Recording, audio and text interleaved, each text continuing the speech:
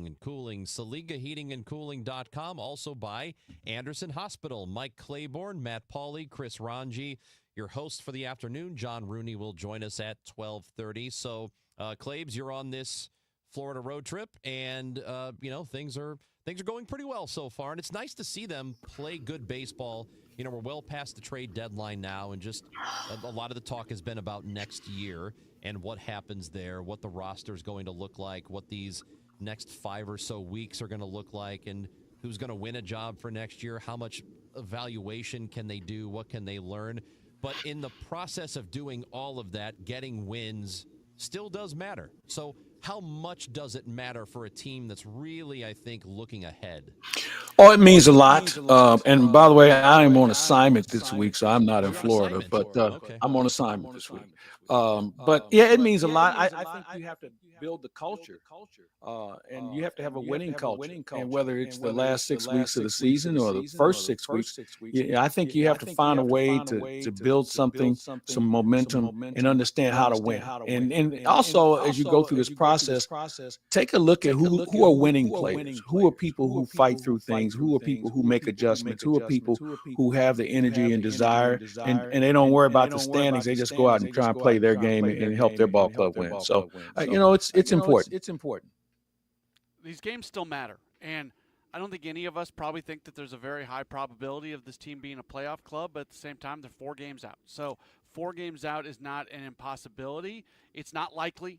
People always accuse me of things when I bring this up. I'm not saying this is a playoff club, but I'm saying they're not out of it yet. They're still kind of hanging around, and for them to, even if they don't make it, which is the likely scenario at this point, for them to be playing games that matter as the year goes along and you get into September, I think there's a lot of value in that for some of these young guys who haven't experienced it.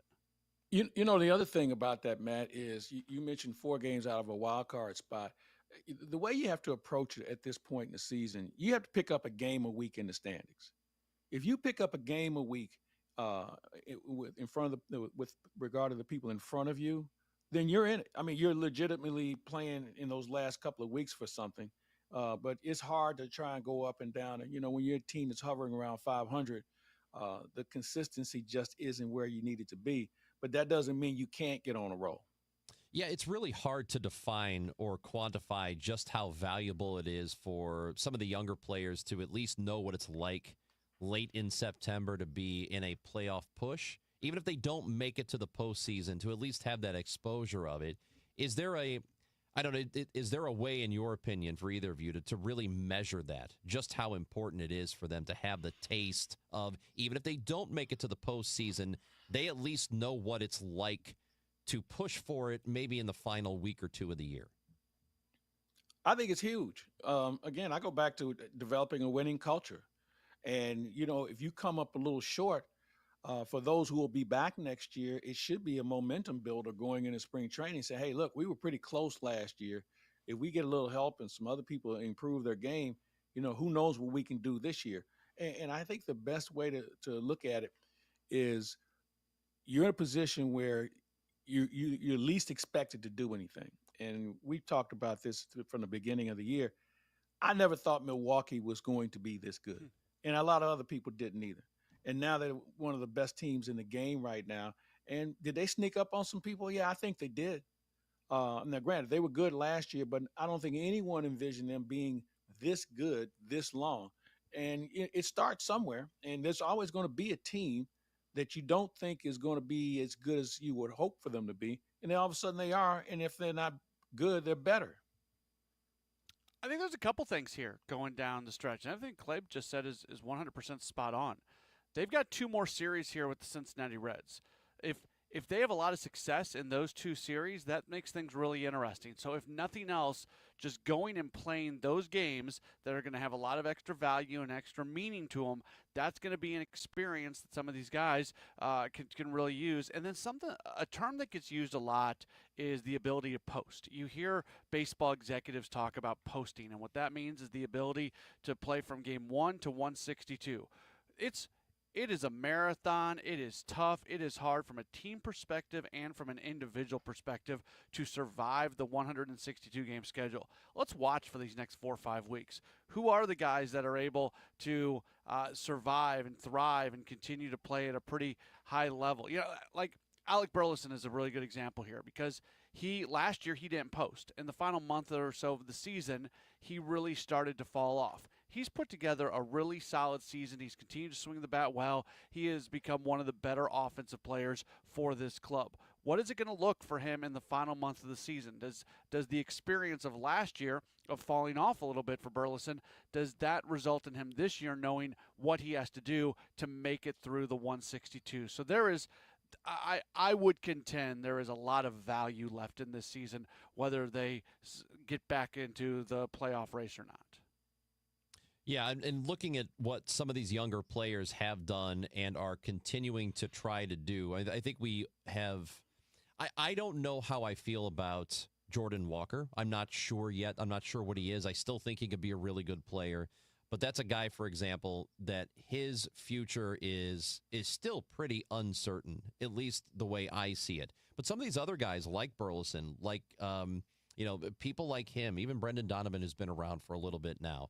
I think we kind of know who those guys are, don't we? Even Lars Nootbaar. We know what Nootbaar is. We have a lot of years of evidence on him. Hold on, time out. Yeah. Do we really know what is Lars Nootbaar? Because I don't know, to be honest with you. That's okay. So play that out. And the reason why I say that is because when he's streaky, that's for sure. He's had injuries that have made him a smaller sample size than what you would hope to have. And I just don't know what he is. I mean, I know he looks at a lot of strikes, and I know he draws a lot of walks, but I don't know what he is and how he fits into what this team is going to look like down the road. Here's the weird thing with Nootbaar, and this is so he goes through this cycle. He has a nice run. He gets injured. He comes back. It takes him a little while to get back going. He gets back going. Then he falls off. Then he kind of finds it again, gets injured, and just keeps. So it isn't even this thing where he gets injured. It takes him a little bit of while to get back going, and then he just goes forward and moves. It's a thing where he gets back to that high level, but then all of a sudden he falls off again. So you're still. I just talked about posting. He hasn't posted yet, and that's one of the big things with him. I still think there's. Yeah, Brendan Donovan's numbers, and I know a lot of them are affected by injury. I think in some ways the team probably would have been better served to just getting him on the injured list much earlier and let him try to get that figured out in terms of kind of the yo-yoing of being in the lineup, out of the lineup, trying to play hurt. I know he wants to play. He's a gamer. He's got the type of personality every team wants, but sometimes you got to help players get out of their own way, and you just got to say, look, you're to the injured list. We'll talk to you in 10 days and see where you're at. But Donovan's numbers in the last month or so were not good at all. And so I don't, do we know as much as Ron? I'm not trying to sit here and tell you you're wrong, but I don't know if we do know as much about these guys that you alluded to. Well, I think for Nootbaar we do. I mean, it's 4 years now where he's played between 100 and 120 games. He'll probably best 120 this year. And his numbers are not all that different from year to year. He did have that one pretty good offensive year in 23. But otherwise, it's about the same. He's going to miss a decent amount of time. I mean, that's part of who he is, like the total package of player, isn't it? That he's going to miss time throughout the course of the year. And maybe we can sit here and say, well, one of these days he's going to play. He's going to post. He's going to play full season. Maybe not play 162 because most guys don't play 162, but maybe he plays about 150. I think that's ideal, right? But maybe he's just a guy who never really does that. And it could be unfair to say that because he's only 27. So it's not like he doesn't have time to prove he can be an everyday post-to-post player. But I don't know. I mean, do you expect more than what we've gotten for him? Because we've seen him for about 5 years now. Yeah, I expect more. If I want to go to the next level of success, yeah, I probably need more. One of the things that we fall into this trap, we love our guys. We love our homegrown guys. And sometimes the hardest thing about this business is realizing this is as far as it can go. We don't know whether we can win or we can be much better with our homegrown people. It was interesting. I was having a conversation with someone recently about the Brewers, and they brought up a point and said of the successful team that they are, they only have 5 homegrown guys on the roster. So they were able to get people from other places and coach them up in this situation. And you think about it, they made some tough decisions on letting people go that they brought up in their own organization. So in Anoop Bar's case and other cases, and I'm not advocating we got to throw him out, on the street or anything, but there comes a point where you say, is this enough to get us to the next level of success? Mike Claiborne, Matt Pauley with us. I want to talk a little bit about the rotation when we come back. Bernie Miklas and I yesterday on Gashouse Gang had a pretty long conversation about it and what we think that might look like. And his belief is it will be dramatically different in 2026. A lot of things are up in the air. So let's talk more about that when we come back. Claibs, Matt Pauley, Chris Ranji. If you want to weigh in, do that. Watch on YouTube, Facebook, or Twitter. Find us KMOX Sports. Gashouse Gang, leave a comment, leave a question. We'll get to some of those as well. Or 314-436-7900. The Gashouse Gang on 104.1 FM KMOX. Insurance companies often have a basic strategy: delay, deny, defend. Some try to grind you down, but they have another tremendous weapon, a software called Colossus. They know which attorneys are great and which are not so great.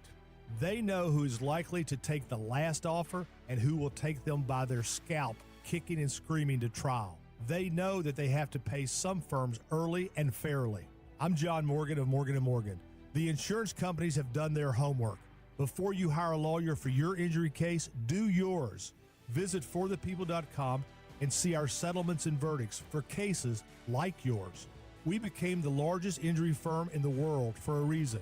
When you hire the wrong firm, you may be beat before you start. All law firms are not the same. Morgan & Morgan, forthepeople.com.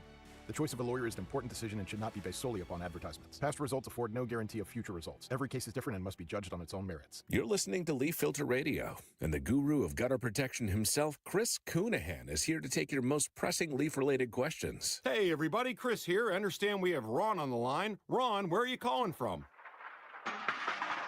Uh-oh. Ron, are you calling from a ladder? Well, I was. I wanted to ask Chris what I need to do to get my gutters ready to have leaf filter installed. Oh, Ron, you don't have to do anything. A Leaf Filter Trusted Pro will come out and clean out your gutters, realign and seal your gutters, and install Leaf Filter, America's #1 gutter protection system. So I didn't need to get on this ladder? Ron, Leaf Filter Trusted Pros are in your neighborhood and ready to help. Just visit leaffilter.com/deal to schedule your free gutter inspection and get up to 30% off. Thank goodness. What was that site? That's leaffilter.com/deal for your free gutter inspection today. See representative for warranty details. Promotion is 20% off plus a 10% senior or military discount. One discount per household. This is the story of the one. As a safety manager at a manufacturing plant, he does everything he can to keep his coworkers safe. From finding ways to reduce risks to keeping safety supplies in stock. And for that, he relies on Grainger. Grainger offers a broad range of quality products and next-day delivery, so he can always play it safe. Call 1-800-GRAINGER, click Grainger.com, or just stop by. Grainger, for the ones who get it done. Named one of Newsweek's world's best hospitals for 2025, Anderson Hospital is your hospital for life, delivering exceptional, compassionate care to families across the Metro East. From emergency services to specialized treatments, our dedicated team supports your health at every stage. Experience world-class care close to home. Discover the difference at andersonhospital.org. KMOX is everywhere. 1120 AM. Streaming live on the Odyssey app. And now at 104.1 FM. Pitch. Swing and a miss. Tristan Gray strikes out. That's 3 in a row for Sonny and 6 overall. Cardinals going into the 2026 season have a lot to figure out, and that's what they are hoping the next 5 weeks of baseball is going to help them do, is make determinations for the future. We do know a new president of baseball operations is going to be taking over here. Chaim Bloom will replace John Mozeliak. And, the direction of the Cardinals organization, I think for a lot of us guys, and before we get to the rotation specifically, I think in all of our discussions so far, whether it's been on this show with Tom Ackerman or with Bernie or with you guys, I think we all feel like maybe it's just flat out optimism, but it feels like the Cardinals have a good, clear direction they want to go. And it's difficult for Chaim Bloom to come out and say, here's exactly what we're going to do, and this is what my vision for the future is. But there is, at least from my perspective, there's a confidence that they know what they're going to do moving forward, and there's a solid plan to execute it. Even though I don't know what it is yet, I feel confident there is one. How do you guys see that? Well, I agree with you. I think the plan is already in place. We've already started to see it starting in the minor leagues and how they're trying to revamp the system as we knew it. Hyman's had a chance to see this team and this organization for 2 years now. So he's obviously going to have a pretty good idea of what's needed. I think we all know what's needed. You have to be better at developing players. B, you have to have internal pitching. C, you have to be able to be a little bit more diverse with regard to how you teach players. You have to have more staff. You have to have more coordinators, and they're all on the same page. And those are things that are obvious. And I'm sure there's some other internal items that we probably don't think about as having great importance that they probably do. So, yeah, I think the ball's already moving in a good direction. Whether it's on the record or off the record, I really hope at some point I get some insight into what this year has been like, where John Mozeliak is still in charge, but most of the people below Mo have been Chaim Bloom hires. The Rob Serfolios and the Larry Days and the Matt Pierponts, like all the infrastructure of the organization is already largely people who came to St. Louis to work for Chaim Bloom, and that dynamic has had to be a very odd dynamic. I had Rob Serfolio on Sports Open Line recently, and I talked to him a little bit about what he's learned from Mo, because he talks about being able to sit in the suite and next to Mo and watch all the big league games together. So I think that's good for somebody like Serfolio, but just the dynamics of this year are very interesting. But to Claibs' point, because these people are already in place, because the infrastructure, when I listen to a Rob Serfolio talk, I can make the assumption that the words that are coming out of his mouth are very similar to the same words if you would ask Chaim Bloom that question. I think they are very like-minded. That's why you bring somebody like that in. So if you listen closely, I think you start to get an idea of what things are going to look like here moving forward. So to your point, Ron, yeah, I think they've got a plan in place, and I think it has already started because so many of those long-term pieces in the front office are already there. And some of the trust, I think, here is because of the people they have in place right now who all have good reputations. That's why I trust it, even though we don't know exactly precisely, other than making improvements at the minor league level and facilities and all that stuff at the organizational structural level. Other than stuff like that, I don't think we know exactly what the big league roster is going to look like, what the plan is for it in 2026 and beyond that, or what their real timetable for being good again actually is. I just have a trust in the people they've hired. So I don't really have any choice but to kind of ride along with it and then see what ends up happening. And guys, I wanted to address the rotation because Bernie and I had a conversation about this. And I mean, other than Matthew Liberatore and probably Michael McGreevy, and we know Sonny Gray is going to be under contract for next year, and even he is movable. They could do that during the offseason. This is a rotation that is really in flux, and you could see a lot of changes and probably will see a lot of changes for next year. How different, Claibs, do you think this is going to look for next season? I hope it's completely different. Right now you have a collection of pitchers who are A, trying to find their way, B, maybe better suited to be in the back end of a rotation. Now, with that said, when I say back end of a rotation, you can be a back end of rotation on a major league team, But I want a guy who's going to be on the back end of a rotation that's on a very good team, because I think we have to start looking ahead and not just accepting, well, we're in the league and that's all that really counts. No, we want to be on a winning team. We want to be on a team that's going to be in postseason and has a chance to win a World Series. So what does that mean? Then the talent level has to be better. And right now we're not there. So, I think McGreevy is probably the one safe guy in this rotation that I can look at next year. And the reason why I don't include Liberatore is I don't know whether Liberatore has enough juice to push through an entire season. I mean, everybody's innings limits have been pushed this season, and he's had his ups and downs with it. And I don't know whether that's the best thing for him, or is he a guy that's coming out of the bullpen? Is he a bridge guy? Is he a closer? I mean, there's a lot of other options for him. But, if he's going to be in my rotation, I've got to be able to get more out of him than what we're seeing now. Because 5 innings doesn't get it. Yeah. No. Yeah, I think Liberatore, I really, really wish they would have because you knew he was going to just go way past anything he's done. And there's numbers that you're not supposed to surpass in terms of increasing innings load from one year to the next. And they've basically done that with Liberatore. So is there a possibility that this is who he is and he's not going to be able to, last an entire season? Yeah, I guess that's a possibility. But is there just the possibility that he just was pushed further than he's ever been pushed before, and this is the result of that? I think that's a possibility as well. And I would suspect that he's going to go into spring training next year, certainly being part of the rotation.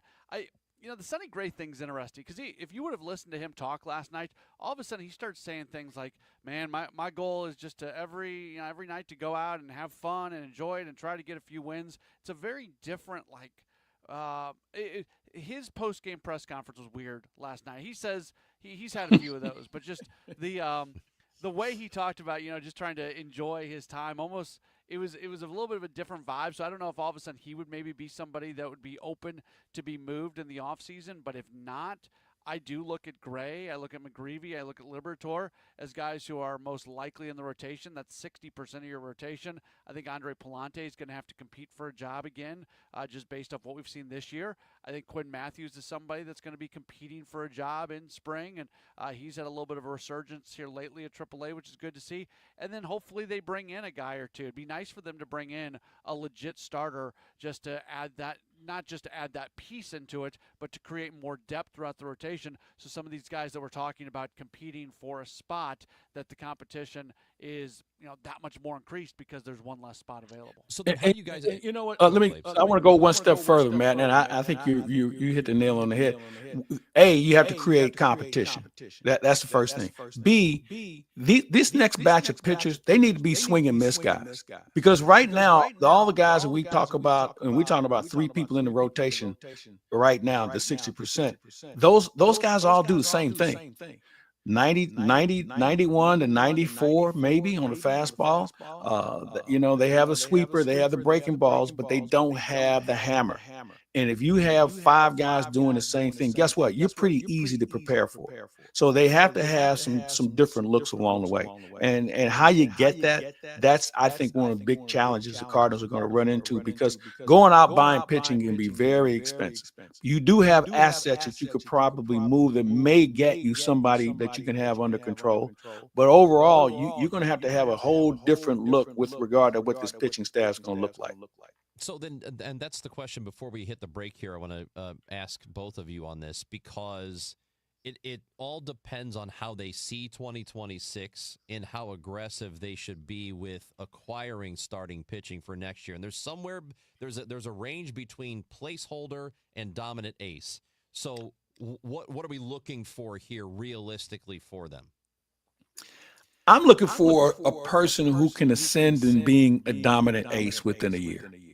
I'm looking for a person who I know is going to take the ball every 5th day and give me at least 6 innings, maybe 7, at least. I'm looking for a guy that prevents the long losing streak. And you know what? If I have to pay a little bit more to make sure I have control of him for the next couple of years, at least, Yeah, I don't have a problem paying him down the road if he's giving me what we need. Because again, I want to get healthy quick. I don't want this to be the Pittsburgh Pirate plan of development. Okay, what are they? Is this their 7th year in a row? They're going to have a losing season. I'm not here for that. That's not what I'm not here for, and I don't think any fan is either. So let's get it done. Let's do it smartly. Let's build from within, and also use some of those assets to go out and get somebody who's more winning ready. If you're going to do that, it's going to have to be a trade because what That's you fine. just described is so expensive. I don't see but the multiple years, that way if 2026 doesn't go the way you would like it to go, you still have that individual ready for 27 and 28. Pre-game show tonight, 5:40 here on KMOX, which means the Redbird Rush Hour is at 5. Matt Pauley, you got Kevin Wheeler with you today? Yep. All right, Yes. so you'll have all that. Then the first pitch, 6:35, game 2 of 3 versus Tampa. Hey, good luck to your Wildcats tomorrow. K-State, Iowa State open up the season. Ireland. Are you nervous? No, they're in Ireland. They've never lost in Ireland. Have they ever been? You think anybody from Kansas has ever been to Ireland? Probably not. Yeah. Thanks, Matt Pauley. Yep. Mike Claiborne going to hang out with me, Chris Ranji, and when we come back, we're going to talk to one of the other voices of the Cardinals. It is John Rooney. He is with us next on the Gashouse Gang on KMOX. The Dave Glover Show. Let me do a promo that no one's ever done in the history of radio. I talk 4 hours a day, 5 days a week. It's impossible to do without saying a lot of really, really stupid stuff. So if you would like to see someone just melt down about once a week, tune in. It can happen anytime between 1 and 5. Usually happens in the 2 o'clock hour. I'm not sure why. 1 p.m. to 5 p.m. on KMOX weekdays. It's the DGS. The Dave Glover Show, now on FM. 104.1 FM, KMOX. If you owe the IRS, you have a legal issue, and you need the Lance Drury Law Firm. We'll protect your rights. Log on at lancedrurylaw.com. Calling all future sportscasters. Sharpen your skills and learn from the best of the Missouri Broadcasters Association Sportscasters Forum, Tuesday, September 16th in St. Louis. Join Cardinals beat reporters, broadcasters, and the legendary John Rooney, the voice of the Cardinals, for insider sessions on play-by-play, interviewing, reporting, and more. Then cap the day with a Cards-Reds game at Busch Stadium. Open to college students and broadcasting pros. Just $10 for students, lunch, and a game ticket. Space is limited. Registered by September 2nd at MissouriBroadcasters.org. Oh, right now in St. Louis, 82 degrees. The AccuWeather Real Feel is 95. Weather sponsored by Renner Garage Door, forward and back, RENNER. Cardinal Cowboy here. For over 65 years, Renner Garage Door has delivered top-notch service, sales, and installation. Get your free estimate today. RennerDoorSTL.com. Renner, forward and back. RENNER, RENNER. Now that I'm a dad, I can't stop thinking about what would happen to my kids if something happened to me, like losing the house or not affording college. Yeah, that used to keep me up at night too. It's why I finally got life insurance from Ethos. It's 100% online. No medical exams, just a few health questions. I got $2 million in coverage for around $2 a day. I never realized it was that simple. Get your free quote at ethos.com/life. That's ethos.com/life. Rates may vary. Bill monthly. Sample rate 10-year term life policy for a 35-year-old healthy non-smoking male. Gain a global perspective and specialized skills that many of today's top employers are seeking with an MBA from University of Maryland Global Campus. Study online and complete your degree in just 16 months for about $21K. Choose from MBA specializations in global business, marketing, HR, finance, and more. No application fee if you apply by September 3rd. Learn more at umgc.edu. That's umgc.edu. Certified to operate in Virginia by Chev. Today, the Cards, the Rays. Cameron Total Access 540. Cardinals Radio. 104.1 FM KMOX. Now, the John Rooney Conversation on KMOX. Sponsored by Missouri Farm Bureau Insurance. We are Missouri Farm Bureau Insurance. And if you're a Missourian, we're for you. Here's a ground ball, base hit into right center field. That scores Nootbaar. That scores Herrera. And the Cardinals are taking advantage of mistakes. They've had some solid hits in the inning, and they have added on and lead 5-1 in the second. Cardinals win last night, first of a 3-game series over the course of 4 days in Tampa Bay.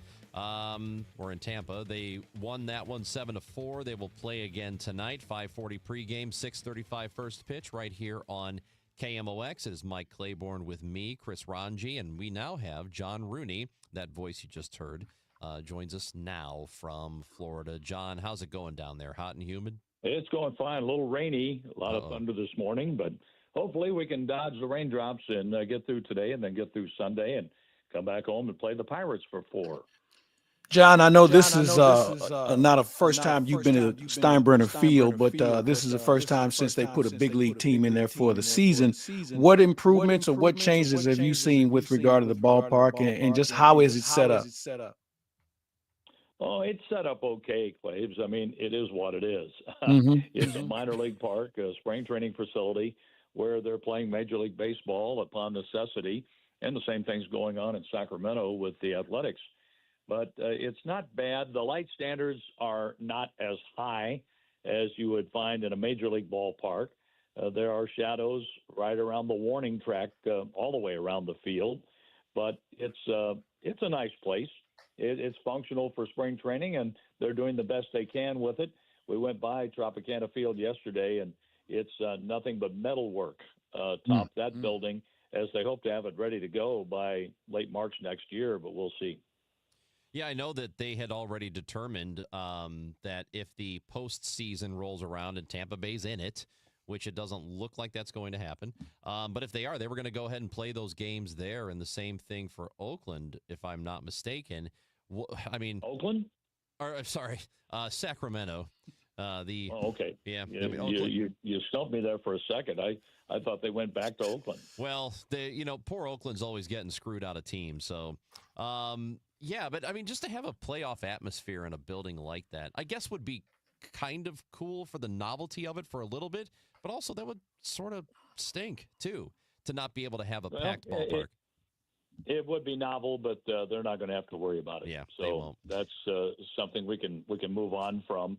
And they've had plenty of pretty good playoff moments here. They made a World Series, and they came up short, but they've had some pretty good moments over there under the Big Top, but the Big Top was blown away by the hurricane, and they're doing their best to try to fix not only that, but all the damage done inside the ballpark from that hurricane. Well, let me ask you guys about Tropicana, because I've been there once. I saw one series there, and I had heard so much about how awful it is before I got there. So my opinion of it when I got there was that it was going to be just the worst place on earth. I think it's fine. I don't think it's great, but I don't think it's the worst ballpark I've ever been in. How do you guys feel about that place? For me, that place was built for the Chicago White Sox. Exactly. Yeah. So it's a little dated. And I think the fact the ownership didn't really reinvest in improving it very much. They kind of let it sit there thinking they were going to get a new stadium. But I think the fact the age has kind of caught up to it more than anything else. But as John mentioned, the White Sox, Jerry Reinsdorf thought he was going to have a deal to move the Sox out of Chicago and take them to Tampa. That didn't work out. So they just kind of let it sit there. Well, that got his new ballpark on the south side, Clay. Yeah, that was the leveraging point.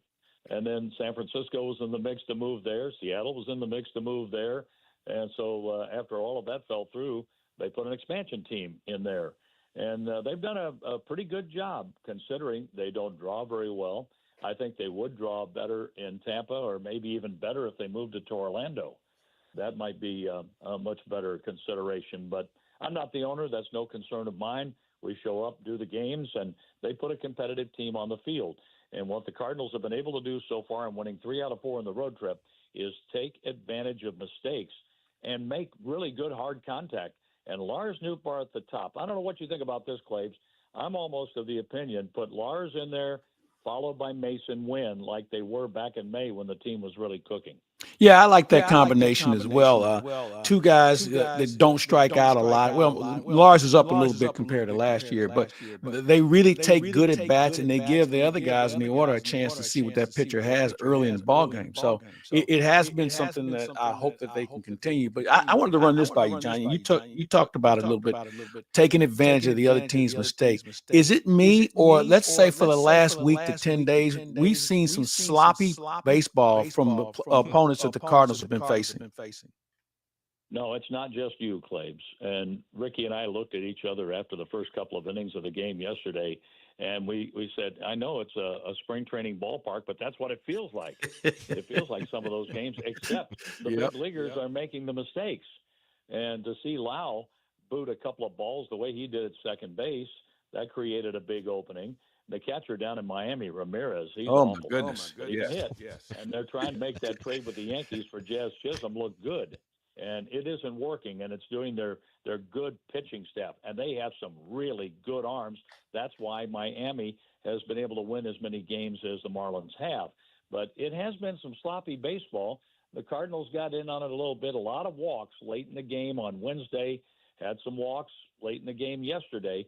But JoJo Romero came in, and he had a heavy workload, yet he pitched 2 innings and looked terrific and nailed down the save. May have been as best as we've seen of JoJo all year last night. I just thought he was really on his game, and hearing you and Ricky discuss how sharp he was with his breaking ball really said a lot. And maybe the fact that he maybe was a little rested. He hit the wall, I thought, for a little bit.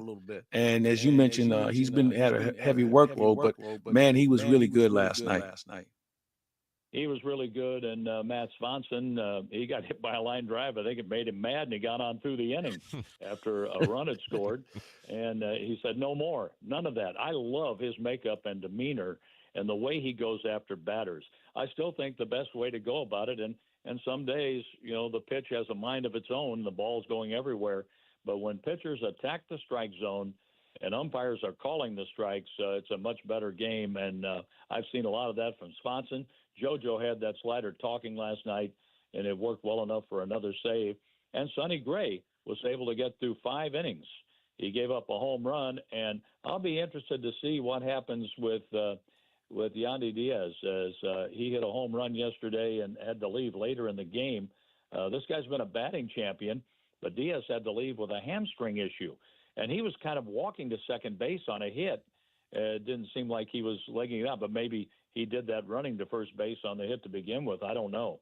But with him out of the lineup, that's just another problem to a lineup that's riddled by injuries down here in Tampa. John, what do you make of the Cardinals bullpen post-trade deadline? Because statistically, they've still been pretty good despite the fact they have traded away from the roster. In the month of August, it's been strong compared to what a lot of other teams have done.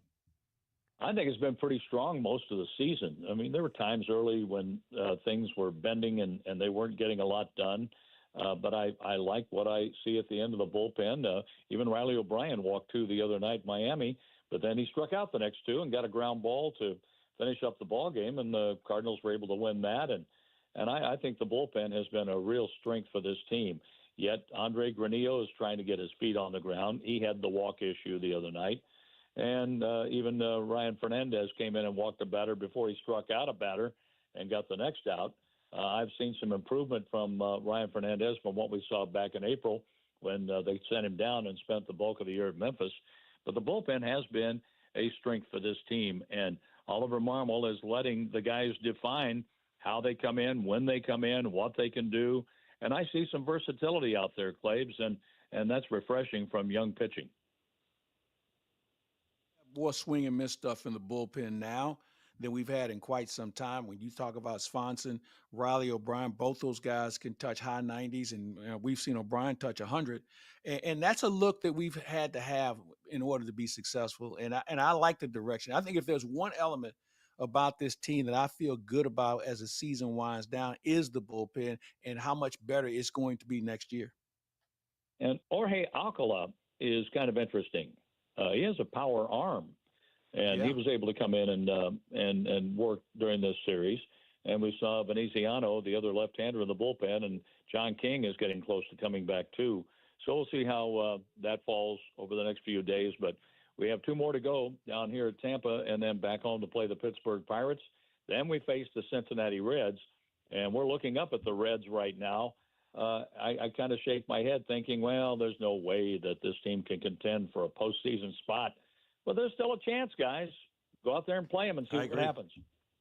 Make up a game a week, and all of a sudden you find yourself in postseason play. You're right. It'd just be really nice. I'm with, obviously, we all would like to see them play some games in last couple of weeks of September, final week, where they mean something in terms of a possibility of a playoff spot. We were talking about this earlier, John, before we say goodbye. The sort of value that's there in some of these younger players getting an opportunity to play meaningful late September games. How much value do you think is there for them? Oh, I think it's the chance that they get to play against big league competition is very important. But to play meaningful games, I know that winning isn't paramount in the minor leagues, but it is fun after you see that development come together and you build a winning culture in the minors to be able to compete for a division championship and then a league championship. And we saw that with the Palm Beach team that just played lights out last year, and it seemed like they couldn't lose. No, it's very important. And to play meaningful games, well, these guys are making the games meaningful. I think that's as important as anything. All right, John Rooney, the call tonight, the pregame at 5:40 and the first pitch at 6:35 from Tampa Bay. We will be listening in. All right, Chris, enjoy your assignment, Claves. I will. I look forward to seeing you on Monday. All right, sounds good. Have a good weekend. That is John Rooney here on the Gashouse Gang. He's with us every Friday at 12:30. And the Gashouse Gang is brought to you by Saliga Heating and Cooling, SaligaHeatingandCooling.com, also by Anderson Hospital. One more segment to go with Mike Claiborne and me, Chris Ranji. Let us know what you're feeling about this Cardinals team, and we will get to some of those comments and questions. If you're watching on YouTube, Facebook, or Twitter, leave a comment right there where the stream is, and we will see those. Or you can text 314-436-7900, Gashouse Gang on KMOX. We are Missouri Farm Bureau Insurance, and we're here for all of life's wins. Like when you get a new car, or new boat, or new driver, or when your son moves out, but your mom moves in, or you find out you're expecting again, or when one rental property turns into 2, then 20, or you realize they're all in Tornado Alley. Life is full of life events, so call your Missouri Farm Bureau Insurance agent or visit mofbinsurance.com to find an agent near you, and we'll make sure you have the right coverage for each of life's wins. We are Missouri Farm Bureau Insurance, and we're for the people of Missouri, in good times and in bad. We're for Missouri families and Missouri communities. We're for giving back to those communities and lifting people up. And when Missouri weather rips through our state, we're for helping put back the pieces. We're for brighter days and new tomorrows. We are Missouri Farm Bureau Insurance, and if you live in Missouri, we're for you. Are you having trouble hearing? Hearing loss can devastate the quality of your life. Now, there's an affordable fix for you or your loved one. Rated the best hearing aids of 2025 by Forbes Health, Audion Hearing has the highest quality hearing aids at the lowest prices, starting at just $98 a pair. I actually like them better than my old $5,000 hearing aids. I could not believe how my hearing and life changed. Join over 1 million happy customers by going to audionhearing.com. That's AUDIEN hearing.com. It doesn't take a lot to make a big difference. That's why we've teamed up with Jerry Kelly Heating and Cooling to bring you 100 acts of kindness. For the next 6 months, the Chris and Amy Show is challenging you to spread kindness in simple, meaningful ways. No big budget needed. Write a thank you note, help a neighbor, surprise someone with a smile. It all counts. Let's prove that kindness is contagious. Share your acts with us by using hashtag 100KindActs. Because a little kindness goes a long way. You hear that? That's the sound of your business losing money. Legacy phone systems weren't built for today's teams. OpenPhone gives your business a smarter way to stay connected. OpenPhone lets you manage calls, texts, voicemail, and contacts all in one place so that you and your team can deliver a seamless customer experience from ring to... Need to take calls on the go? OpenPhone automatically transcribes, summarizes, and highlights next steps from every call, so you never miss a detail. Need insight into what closes a sale? With OpenPhone's AI call tags, you can instantly spot key topics like objections or pricing questions, and use those insights to coach your team and level up every customer interaction. And yes, you can bring your existing number with you for free. Keep your team in sync and your customers happy with OpenPhone. OpenPhone. No missed calls, no missed customers. Try OpenPhone for free at openphone.com/try and get 20% off your first 6 months. That's openphone.com/try. Openphone.com/TRY. At Tax Relief Advocates, we get it. thinking about back taxes to the IRS can be very unsettling. Don't lose hope. With thousands of 5-star Google reviews and an A+ rating with the Better Business Bureau, TRA is resolving taxpayers' delinquent tax problems nationwide once and for all. We could significantly reduce and even eliminate what you owe the IRS. If you haven't filed your taxes in years or are already facing collections, we can help. We aren't just some run-of-the-mill tax service company. We specialize in helping individuals and businesses with $10, $50, or even $500,000 in back taxes get speedy resolution. And in many cases, only have to pay back a fraction of what they owe. The IRS isn't going anywhere, and neither is your tax problem. To see what tax relief you qualify for, visit TRA.com or call 800-335-8578. 800-335-8578. Again, that's 800-335-8578. Tax Relief Advocates. Real solutions for real people. Hello, fellow Missourians. This is your Congressman Bob Onder. My top priority is serving you. Whether you need help with a VA claim, Social Security, Medicare, or any other federal issue, my team and I are here to cut through the red tape and give you answers. In the last 6 months alone, we have returned over $1 million to taxpayers. Call my office or visit my website, onder.house.gov, to learn more. Missouri is my home, and I'm honored to serve you in D.C. Paid for by official funds authorized by the House of Representatives. Now back to the Gashouse Gang, sponsored by Saliga Heating and Cooling and by Anderson Hospital on 104.1 FM KMOX. Just a few more minutes to go with Mike Claiborne and Chris Ranji on the Gashouse Gang, which is with you every weekday from noon until 1. And on Tuesdays, we talk to Oliver Marmol, the manager of the Cardinals. He's with us for a good half hour, usually more than that. And he takes all of our questions, Bernie and Tom and me, and yours, too. So if you have comments and questions on Facebook, YouTube, and Twitter, we get to as many of those as possible with the Cardinals manager. So here is Mike Claiborne, and I'm Chris, as I mentioned. And so this is from Jody, who is watching on YouTube and says, for next season, keep Ollie and add some pitching to the starting rotation. I know that there's going to be a lot about Oliver Marmol's job in terms of discussion. We're going to talk a lot about it during the offseason. We don't know what's going to happen. He just did the long interview with Ken Rosenthal, who was asking him about his job security, basically, and his role as the manager and what he thinks he's done or how well he's done. I say this, Claves, I think he's done really well with what this roster is, and it's probably even overperforming a little bit from what it should be. And I don't know what Chaim Bloom wants to do. We know they have a good relationship, a good working relationship as far as we're told. But as far as you look at him, how good of a job has he done this year? I think this is the best job he's done since he's been here. In just watching how things unfold. Can you hear me? I don't know if I'm... Yeah. Oh, yeah. You're with us. Okay. All right. Considering everything, he doesn't have a wealth of talent. Okay. He does not have star power yet. And the way he's managed the bullpen, I think this is his best job. And I think the first thing once Chaim assumes control is give him a 2-year extension minimum. Because, to go out and get someone else to be part of a rebuild, I don't know if that makes any sense, because he doesn't know the personnel like Ollie does. He doesn't know what this team is in need of like Ollie does. He doesn't understand the nuances of how this thing works in St. Louis like Ollie does. And I just think he's the prime candidate, and I think the most logical candidate for the job for next year and beyond.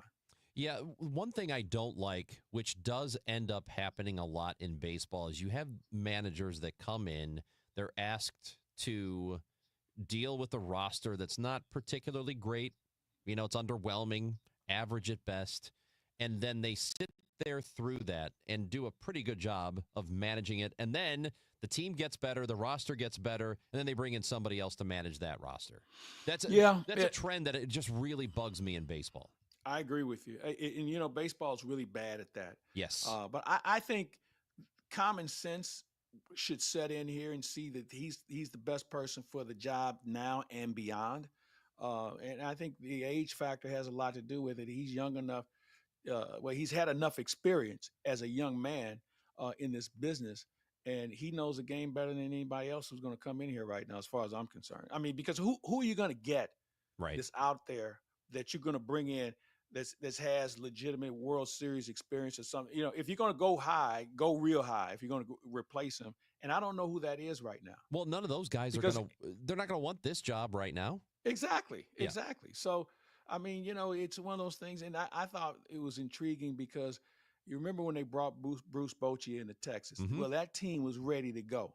Yeah. If Bruce Bochy was going to be part of a rebuild, he probably would still be sitting at home in Nashville.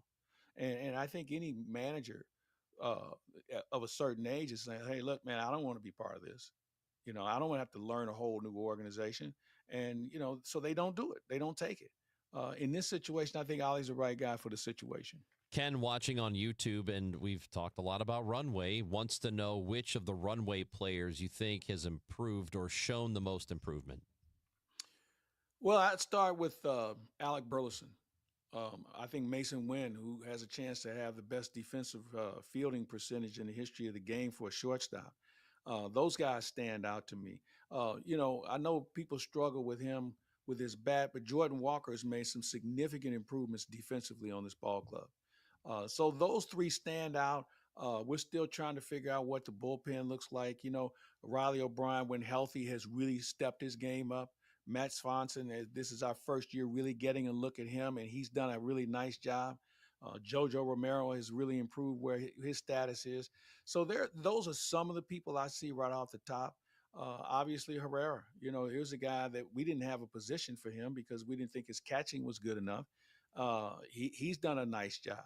So, there are components that you can build on, but you still need more. And where that comes from, I think, is the big challenge for the organization. All right, Claibs, good show today. Let's do it again next Friday. Enjoy your assignment this weekend. Yeah, you know what? From the weather, the way it's going to be, I'm going to just be outside and enjoy it, man. It's going to be real nice this weekend and into next week, too. Good weather we're expecting. Can't wait. Have a good weekend. See you, Claibs. That is Mike Claiborne. I'm Chris Ranji. This has been the Gashouse Gang. If you missed it, you know where to find it. YouTube, Facebook, Twitter. Go back and watch it. Also on the Odyssey app or wherever you get your podcasts. Coming up next, it is the Dave Glover Show on 104.1 FM.